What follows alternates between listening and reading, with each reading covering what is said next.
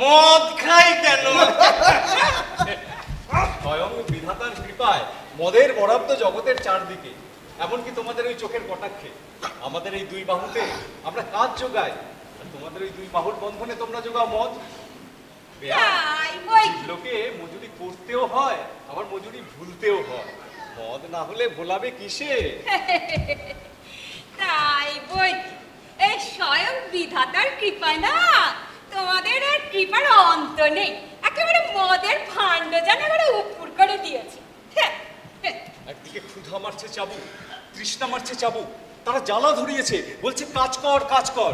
অন্যদিকে বনের সবুজ মেলেছে মায়া, রোদের সোনা মেলেছে মায়া, তারা নেশা ধরিয়েছে, বলছে ছুটি ছুটি।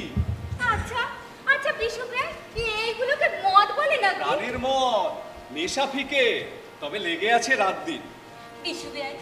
বিশু ভাই চলো না আমরা দেশে ফিরে যাই। আর হয় না গো দিদি, একবার যদি দেশে যাও আর ফিরতে পারবে না। সরকার যে আমাদের ফেরার রাস্তা বন্ধ করেছে কেবল তা তো নয়, আমাদের যাওয়ার ইচ্ছেটাই শেষ করে দিয়েছে। আফিমখোর পাখি ছাড়া পেলে যেমন আবার খাঁচায় ফিরে আসে, আমাদের অবস্থা হয়েছে ঠিক তেমনি।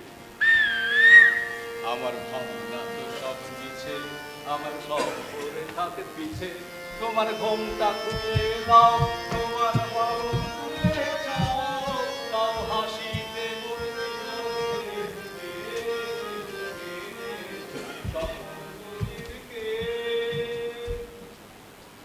আফিনখোর পাখি, আফিনখোর পাখি যেমন ছাড়া পেলে আমার ফিরে এসে খাঁচায়, আমাদের অবস্থা হয়েছে ঠিক তেমনি হবে হয়তো। বুঝি না বাবু, বুঝি না।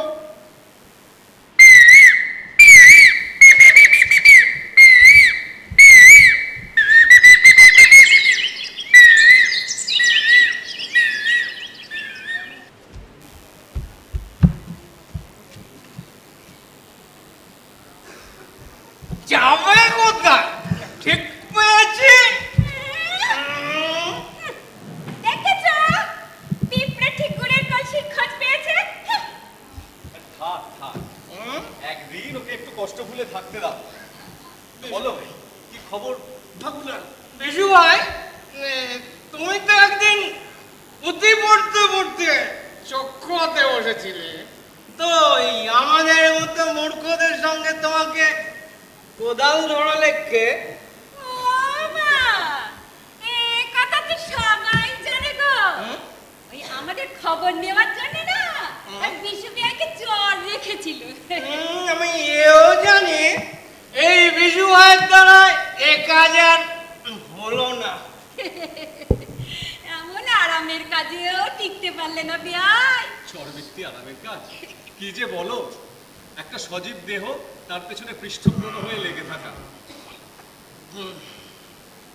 বিশু ভাই, দুঃখ কি আমরা তো তোমাকে মাথায় তুলে রেখেছি। প্রকাশ করো না, প্রকাশ করলেই মারা যাব। তোমাদের আদর পড়ে যেখানে, ওই সর্দারের দৃষ্টিও পড়ে ঠিক সেইখানেই। আচ্ছা বিশু ভাই, তোমাদের এই ঘোড়ার কাজে কতদিনে শেষ হবে বলো তো? ঠিক জ্ঞান, এর শুরু আছে, শেষ নেই। সুরঙ্গ শুধু খুঁড়েই চলেছি, খুঁড়েই চলেছি। একদিনের পর দুদিন, দুদিনের পর 3 দিন, যক্ষপুরীর আশাহীন আলোহীন জঠরে তলিয়ে গিয়ে তাল তাল সোনা তুলে আনছি। এক তালের পর দুতাল, দুতালের পর 3 তাল। যক্ষপুরীতে অঙ্কের পর অঙ্ক সার দিয়ে চলেছে, কোনো অর্থে পৌঁছয় না। তাই তো ওদের কাছে আমরা মানুষ নই, কেবল সংখ্যা মাত্র। এই তো আমি 47-এর খ। আমি 69-এর ম। গায়ে ছিল মানুষ, এখানে 10-25-এর ছক। রাত দিন শুধু বুকের ওপর জুয়ো খেলা চলছে চলছে।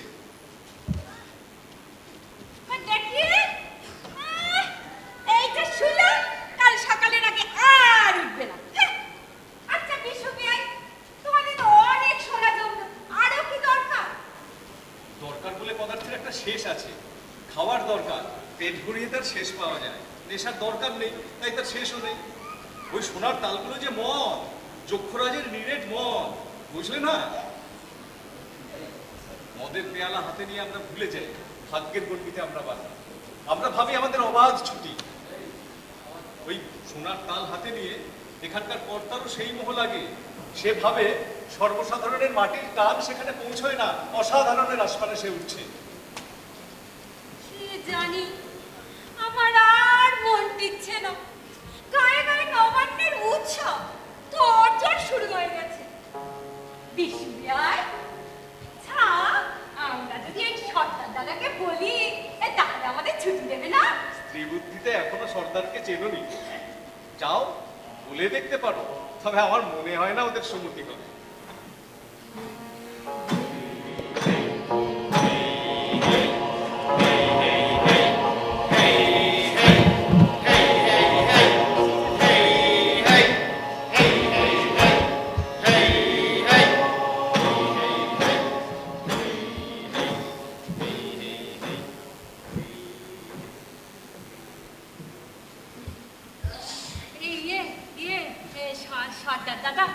সর্দার দাদা, কিরাত নেই, খবর সব ভালো তো? বলছিলাম কি, একটু বাড়ি যেতে ছুটি চাই সর্দার দাদা। ছুটি? ছুটি কেন? আরে যে বাসা দিয়েছি সে তো বাড়ির চেয়েও খাসা। তার উপর সরকারি খরচে 69 লোকে চৌকিদারগিরি তো লাগিয়ে দিয়েছি। বলি আর কি চাই? গায়ে নবান্নের উৎসব, একটু ছুটি। হবে না, হবে না। আরে ওর চেয়েও বড় উৎসব তো আমরা করছি। একদিকে ধ্বজা পুজো আর একদিকে অস্ত্র পুজো। তার উপর ভালো ভালো কথা শোনাবার জন্য ওই কেনারাম গোসাইকেও আনিয়ে রেখেছি। কাল প্রাতঃকালে চলে এসো না। আরে চলে এসো না সবাই, ওই গোসাইয়ের আখড়ায়। মদ খেয়ে মাতলামো করি সেই ভালো, গোসাইয়ের আখড়াতে গেলে নরহত্যার বাসনা জাগে। সর্দার দাদা, কিছু মনে করবেন না সর্দার দাদা। ও মাঝে মাঝে এমন সব এলোমেলো কথা বলে না।